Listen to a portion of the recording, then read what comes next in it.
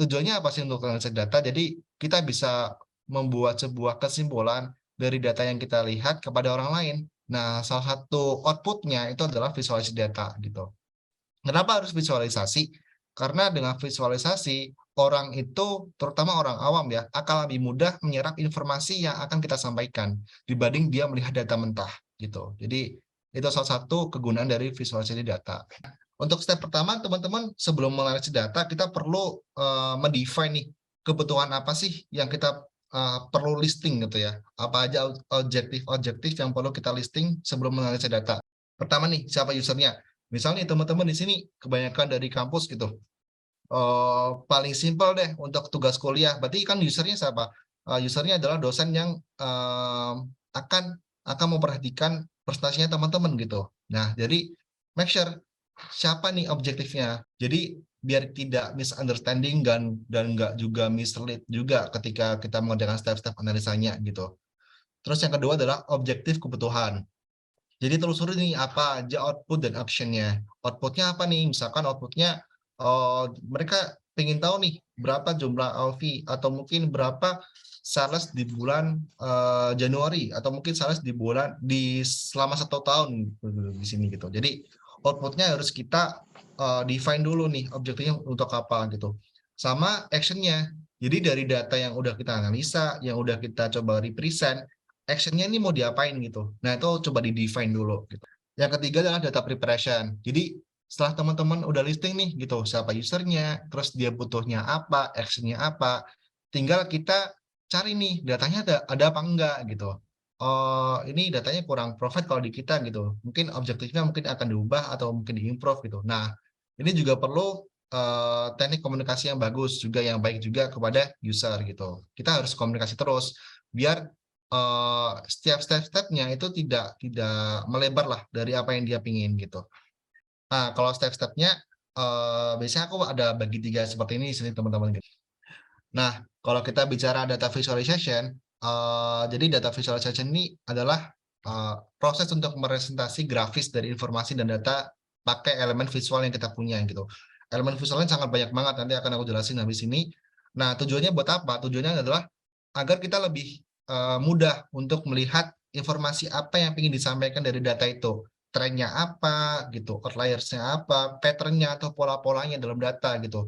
Visualisasi data itu bisa mempermudah kita untuk pengambilan keputusan gitu ya. Apalagi kalau di bisnis itu sangat penting banget gitu. Daripada kita lihatin data-data mentah yang kayak jumlahnya ribuan, jutaan gitu. Ya lebih baik kita melihat dari yang summary-nya gitu ya, dari konklusinya. Nah, ini contoh teman-teman. Di sini aku coba kasih case yang sangat sederhana ya, biar teman-teman di sini juga bisa lihat semua. Ini salah satu data pengeluaran bulanan gitu ya. Nah, ini salah satu apa ya, kalau aku boleh bilang visualisasi selain yang tadi yang bisa kita gunakan gitu. Jadi kayak misalkan di sini kita bisa pakai line chart gitu. Oh, dari Januari sampai Juni average-nya berapa gitu. Terus fluktuatifnya gimana nih?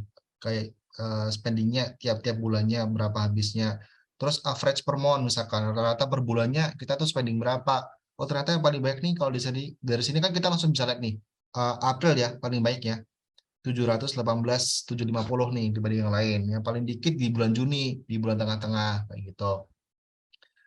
Banyak ya yang bisa kita lihat. Ini bisa pakai pie chart. Pie chart ini sebenarnya buat komparasi juga bisa gitu. Tapi pie chart ini lebih bagusnya kalau komparasinya elemennya dikit gitu ya. Kalau ini masih normal lah. Ada tuh 2, 3, 4, 5. 5 masih aman gitu. Tapi kalau udah lebih dari 5, sarannya udah pakai yang kayak gini sih. Gitu. Next, nah ini salah satu berbagai macam ya visualisasi data yang teman-teman bisa pakai. Jadi tiap-tiap visualisasi itu bisa punya fungsi yang berbeda-beda. Ada 4 ya kalau di sini ya. Jadi ada comparison untuk perbandingan, untuk distribusi, terus ada komposisi sama relationship gitu. Yang paling basic dan paling sering digunakan itu yang komposisi nih. Komposisi ini sering digunakan gitu. Nah, terus ini juga salah satu valuable buat kita mengolah data itu sebenarnya buat apa sih teman-teman gitu. Sebenarnya pada akhirnya semua yang kita olah dan kita represent kepada orang atau mungkin buat tugas kuliah bahkan gitu ya. Itu nanti akan ada impact teman-teman gitu. apalagi kalau teman-teman udah masuk di dunia kerja, case bisnisnya akan selalu berbicara dengan impact. Impact-nya mau kemana nih? Ke sales kah? Atau ke jumlah order yang kita terima kah? Gitu. Tapi, sebelum ke impact, sangat penting banget untuk kita menggali informasi dari data. Jadi information ini sangat sangat krusial banget untuk kita bisa define terlebih dahulu sebelum membuat sebuah impact. Karena kenapa? Karena ketika kita salah mendefine informasi, bisa jadi keputusan ke depan itu juga salah. Terus juga seiring berjalannya analisis data, itu tuh semakin lama, semakin tinggi, semakin kompleks ya teman-teman gitu. Semakin kompleks itu artinya akan semakin rumit, akan semakin banyak celah-celah yang harus teman-teman cari kayak gitu. Tapi semakin rumit, semakin kompleks, teman-teman akan punya value yang bagus juga dari analisa yang teman-teman akan hasilkan kayak gitu. Jadi sebenarnya kalau dari step analisa sendiri ada 4 ya kalau aku bagi ya teman-teman ya. Jadi yang pertama descriptive analytics gitu. Jadi dari data yang teman-teman punya, apapun itu, coba define dulu apa yang terjadi di sana gitu. Nah, nanti kalau teman-teman udah define nih semua yang teman-teman lihat dari data, baru teman-teman lanjut nih ke step selanjutnya, diagnostic analytics.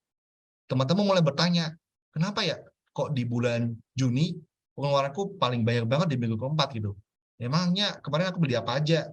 Sebenarnya dua ini tuh dua hal yang teman-teman bisa lalui, bisa enggak, tergantung kebutuhan objektifnya tadi gitu. Jadi yang ketiga ini adalah predictive analytics gitu. Nah, teman-teman akan coba dari data yang ada, historical yang ada, teman-teman akan coba untuk buat prediksi gitu ya. Istilahnya ke prediksi, apa sih yang kemungkinan terjadi dari data historical yang saya punya gitu misalnya. Dan yang terakhir adalah perspektif analytics. Ini udah masuk ke forecasting sebenarnya gitu. Jadi apa sih action yang bisa kita take gitu ya dari data yang kita punya.